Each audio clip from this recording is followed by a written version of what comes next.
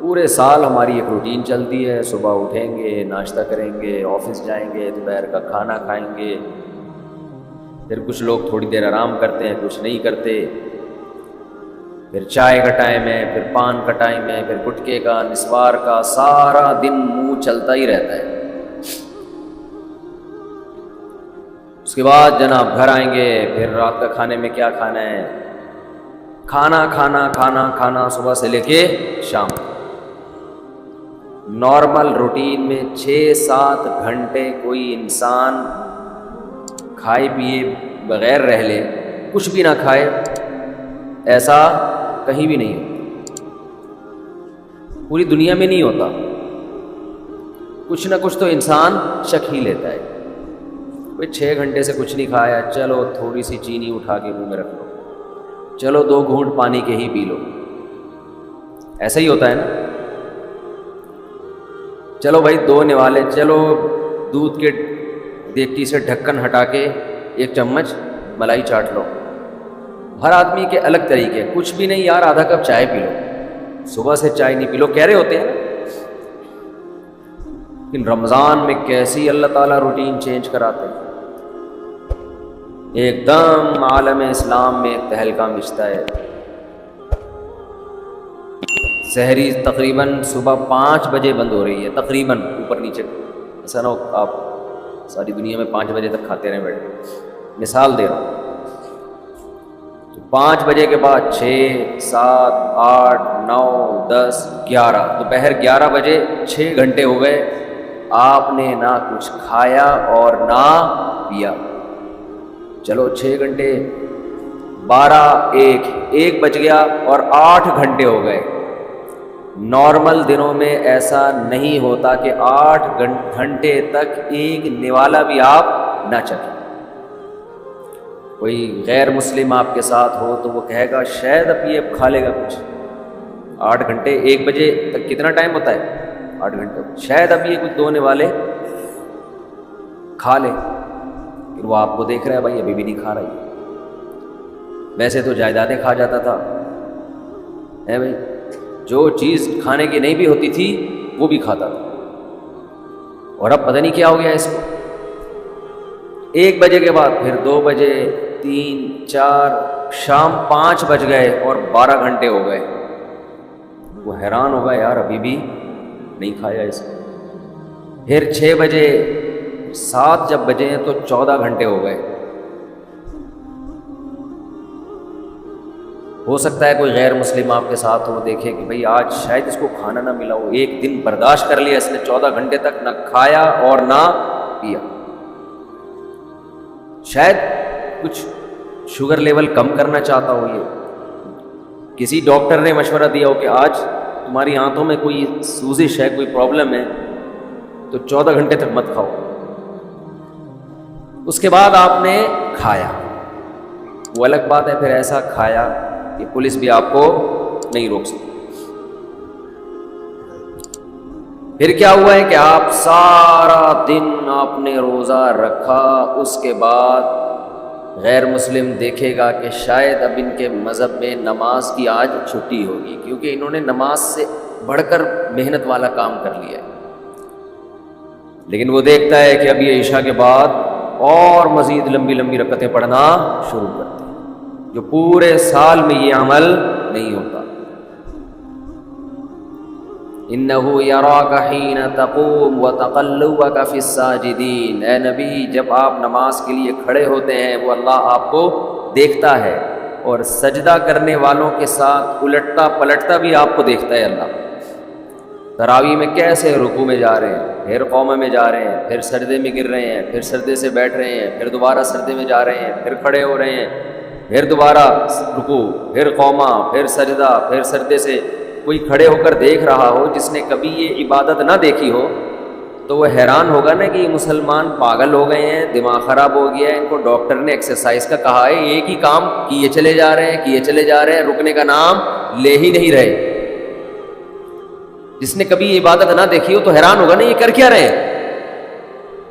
ایسا تو کسی چرچ میں نہیں ہوتا، ایسا تو کسی مندر میں نہیں ہوتا، ایسا تو کسی یہودیوں کی عبادت کا ہمیں نہیں ہوتا. کتنی لمبی لمبی رکعتیں ہوتی ہیں تراویح کی. تو کوئی غیر مسلم دیکھ رہا ہو کہ آج انہوں نے یہ کام کیا 14 گھنٹے، شاید کسی ڈاکٹر نے مشورہ دیا ہو، پھر دیکھتے ہیں اگلے دن پھر اٹھائیے اسی ٹائم ہے بھائی. پھر 4:45 بجے تک کھایا، اس کے بعد پھر کھانے پینے سے رک گئے. اب پھر 6 گھنٹے ہو گئے کچھ نہیں کھا رہے، 7 گھنٹے ہو گئے، اس نے سوچا 8ویں پہ شاید کھا لیں. 9 گھنٹے ہو گئے، 10 گھنٹے ہو گئے، 11 گھنٹے ہو گئے، 12 گھنٹے ہو گئے، 13 گھنٹے ہو گئے، 14 گھنٹے کے بعد جا کے پھر کھایا. تو وہ کہے گا یہ باولے ہو گئے ہیں، یہی کہے گا نا. ان کا دماغ کیا ہو گیا ہے یار؟ ایک دن ڈاکٹر مشورہ دیتا ہے، 2 دن دیتا ہے، پھر وہی تراویح. وہی مریخ سے آیا ہوا تھا نا کوئی، جس کو پتہ نہیں تھا رمضان. اگلے دن دیکھا پھر وہی. ویسے تو بڑے بدماش ہیں یہ، ایک نہیں مانتے خدا کی، لیکن اب انہیں پتہ نہیں کیا ہو گیا ہے.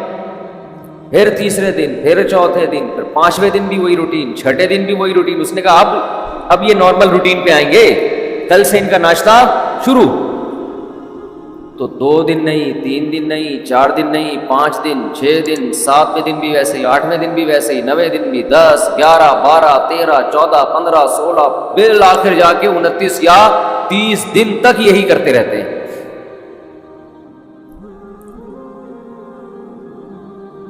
30 دن کے بعد جا کے اللہ ان کو سہولت دیتا ہے، بھائی اپنی پرانی روٹین پہ واپس آ جاؤ. یہ بھی کیا ہے؟ اللہ اپنے بندوں کو اپنا آپ یاد دلاتا رہتا ہے. کوئی ہم سے پوچھے گا تمہیں کیا ہو گیا؟ اچھے بھلے تم صبح سو کے اٹھتے تھے، ناشتہ کرتے تھے، کوئی صبح صبح نسوار لگا رہا ہے، کوئی صبح صبح پان کی طرف جا رہا ہے، کوئی گٹکے کی طرف جا رہا ہے، کوئی چائے پی رہا ہے، یہ کیا ہو گیا تمہیں؟ تو ہم جواب میں کیا کہتے ہیں؟ بھائی یہ کیوں کر رہے ہیں ہم؟ کس کا حکم ہے؟ اللہ کا. تو اللہ اپنے آپ کو یاد رکھوانے کے لیے ہم سے یہ کام کرواتا ہے. سمجھ میں آ رہی ہے بات کہ نہیں آ رہی ہے؟ اللہ چاہتا ہے کہ میں یاد رہوں تمہیں. آپ کہہ سکتے ہیں کہ بھئی ہم نماز پڑھتے تھے پورے سال تو اللہ کو یاد رکھتے تھے نا، فجر بھی پڑھ رہے ہیں، ظہر بھی پڑھ رہے ہیں، عصر بھی، تو بس کافی ہے نا. کافی اس لیے نہیں ہے کہ یہ چیز نمازی کے لیے ایک روٹین کی چیز بن جاتی ہے. یہ عادت پڑ جاتی ہے، وہ بھول جاتا ہے. وہ سمجھتا ہے کہ جیسے بچے اسکول جاتے ہیں نا، تو بچوں کو تھوڑی پتہ ہوتا ہے میں نے اسکول اس لیے جا رہا ہوں کہ میں سائنسدان بنوں گا، میں ڈاکٹر بنوں گا، میں انجینئر بنوں گا، میں پائلٹ بنوں گا. بچے اس کے لیے جا رہے ہوتے ہیں، ایک روٹین، ایک عادت پڑ چکی ہے. وہ کہتے ہیں زندگی میں ہم پیدا ہی اس لیے ہوئے ہیں کہ رات کو ہم نے جلدی سونا ہے، صبح اٹھنا ہے، ہماری امی نے ہمیں ناشتہ کرا کے دھکا دے کے وین میں بٹھا دینا. پھر وین جائے گی، وہاں ہم اتریں گے، ٹیچر ہمیں پڑھائیں گے، پھر چھٹی ہوگی، پھر وہاں سے گھر آئیں گے، بس.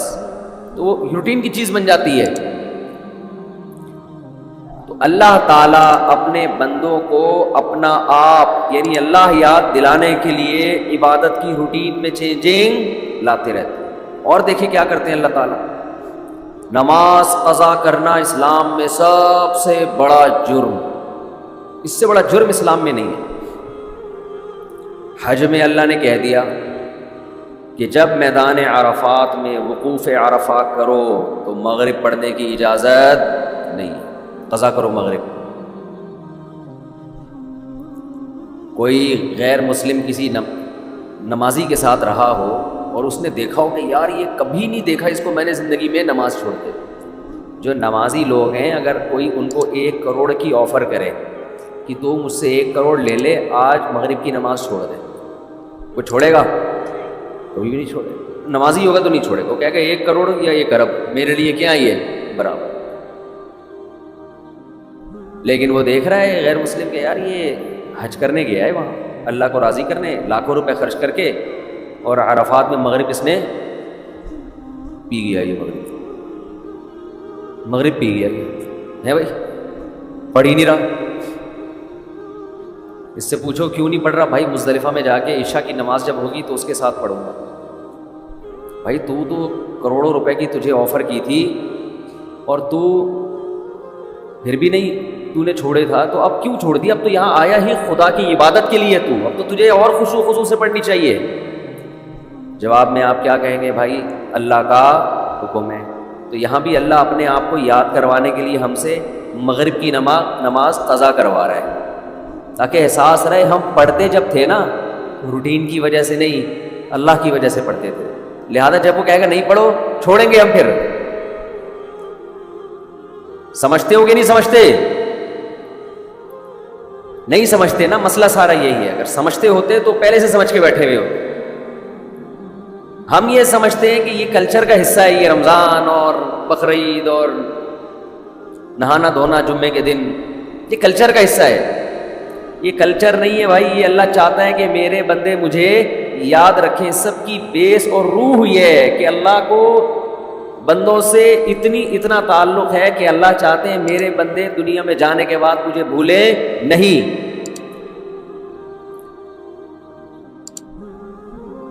مجھے یاد رکھیں میرے بندے. تو ہر وہ چیز جو آپ کو اللہ یاد کرواتی رہے گی، اللہ کی نظر میں اس چیز کی ویلیو سب سے زیادہ ہے. کون سی چیز ہے جو آپ کو سب سے زیادہ اللہ یاد دلاتی ہے؟ وہ عبادت ہے، دعا. سمجھتے ہیں کہ نہیں سمجھتے؟ آج دعاؤں میں زیادہ زور نہیں ہے، یہ بڑا مسئلہ ہے.